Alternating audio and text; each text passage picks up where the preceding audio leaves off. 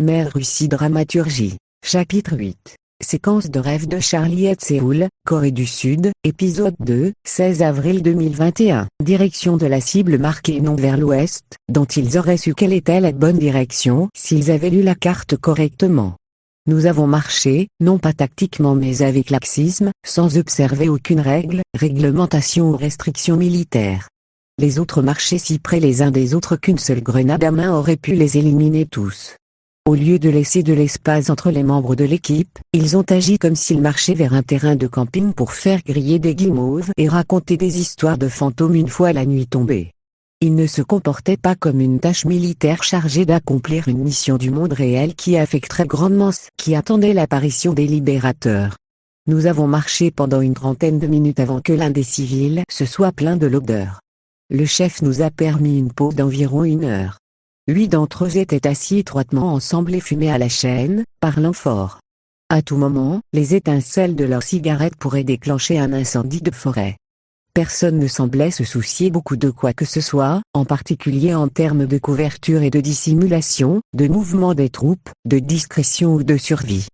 Périodiquement, quelques-uns de mes coéquipiers me regardaient, disaient quelque chose dans les langues qu'ils parlaient et revenaient à ce qu'ils faisaient. Ni le chef ni ses assistants ne m'avaient demandé ni à Mère Russie un conseil militaire. Ou s'ils l'avaient fait, je n'y prêtais pas attention et Mère Russie était trop ivre pour comprendre. Les 8 d'entre eux se sont assis et ont bavardé en plein air, sans protection. Ils ont continué à fumer, la traînée de fumée indiquant à tous les adversaires notre emplacement exact. En règle générale, les soldats devaient travailler dur pour localiser leurs adversaires, mais ce n'était pas le cas chez nous. Nous informions librement n'importe quel adversaire de l'endroit où nous nous trouvions. Mère Russie s'excusa du groupe, marcha 50 mètres vers l'ouest et pissa. Il pencha la tête vers le groupe et dit quelque chose en russe. Puis il s'est effondré. Au début, nous avons pensé qu'il était juste un drôle. Il plaisantait souvent. Ses jambes tremblaient légèrement. Plusieurs de ses copains l'ont vu mais s'en fichaient. 5 minutes passèrent, puis 10, puis 30. À ce moment-là, le chef a crié aux Russes endormis. Mère Russie avait cessé de trembler. Il gisait sans vie. Puis l'idée qu'il pourrait être mort est venue à l'esprit de tout le monde.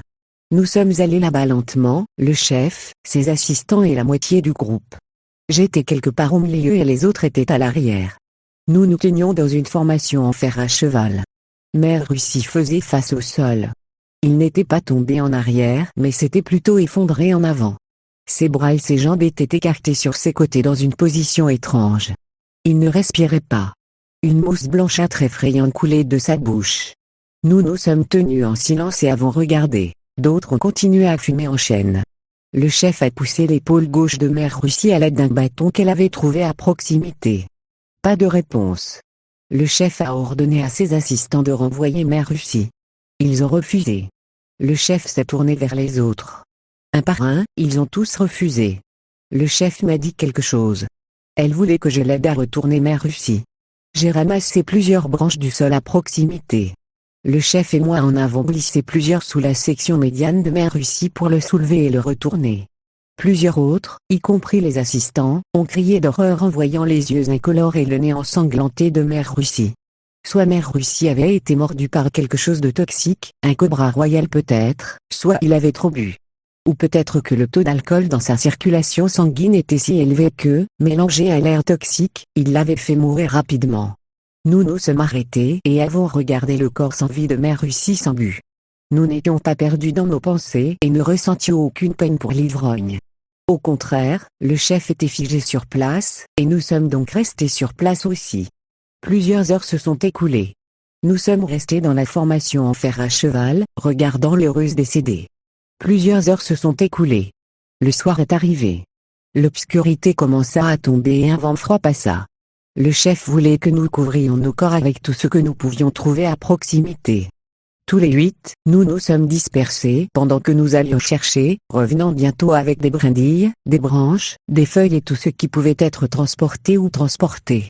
Nous avons tout placé sur la défunte Mère Russie avec tous ses effets personnels à l'exception de ses armes à feu et de ses munitions. Le chef avait pris possession de ces objets. Nous sommes retournés à nos spots d'origine. Mes compagnons avaient laissé leurs armes et tout le reste derrière eux alors qu'ils s'occupaient plutôt de Mère Russie. Nous avons campé au même endroit. Cela faisait presque 24 heures depuis le débarquement, et nous avions parcouru moins d'1 mile. Pendant que la dirigeante et ses assistants discutaient du statut de Mère Russie avec Bunker Zulu, nous avons tous trouvé des endroits confortables pour dormir pour la nuit. Une personne a commencé un feu de joie. Nous nous sommes assis autour de lui.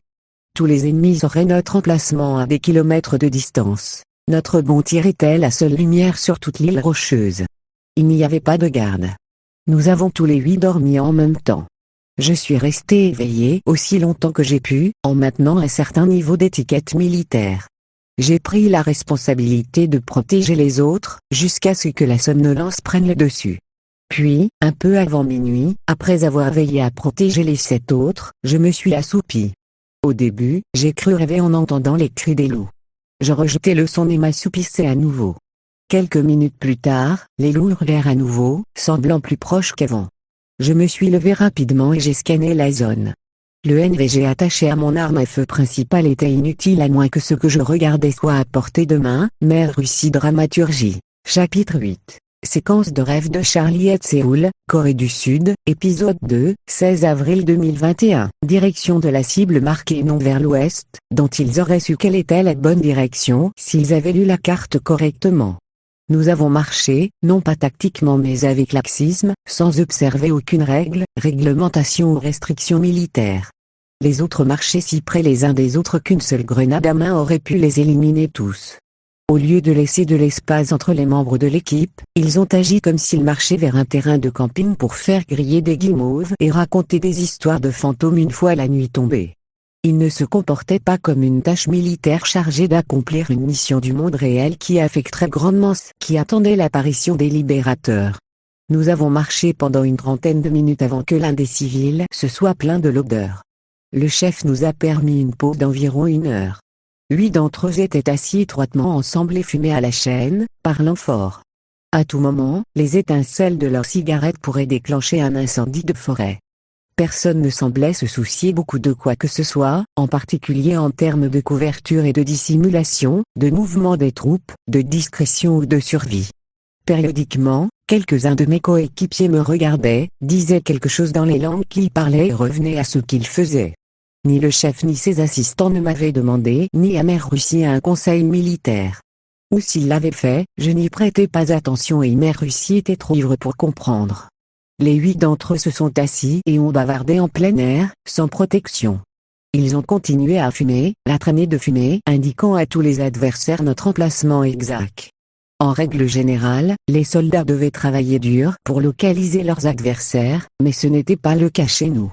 Nous informions librement n'importe quel adversaire de l'endroit où nous nous trouvions. Mère Russie s'excusa du groupe, marcha 50 mètres vers l'ouest et pissa.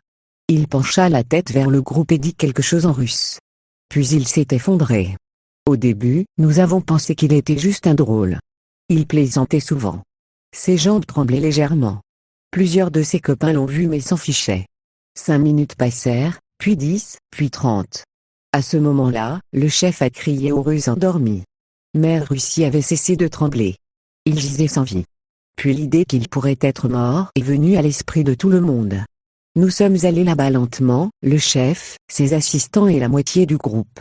J'étais quelque part au milieu et les autres étaient à l'arrière. Nous nous tenions dans une formation en fer à cheval. Mère Russie faisait face au sol. Il n'était pas tombé en arrière mais s'était plutôt effondré en avant. Ses bras et ses jambes étaient écartés sur ses côtés dans une position étrange. Il ne respirait pas. Une mousse blanchâtre effrayante coulait de sa bouche. Nous nous sommes tenus en silence et avons regardé. D'autres ont continué à fumer en chaîne. Le chef a poussé l'épaule gauche de Mère Russie à l'aide d'un bâton qu'elle avait trouvé à proximité. Pas de réponse. Le chef a ordonné à ses assistants de renvoyer Mère Russie. Ils ont refusé. Le chef s'est tourné vers les autres. Un par un, ils ont tous refusé. Le chef m'a dit quelque chose. Elle voulait que je l'aide à retourner Mère Russie. J'ai ramassé plusieurs branches du sol à proximité. Le chef et moi en avons glissé plusieurs sous la section médiane de Mère Russie pour le soulever et le retourner. Plusieurs autres, y compris les assistants, ont crié d'horreur en voyant les yeux incolores et le nez ensanglanté de Mère Russie. Soit Mère Russie avait été mordue par quelque chose de toxique, un cobra royal peut-être.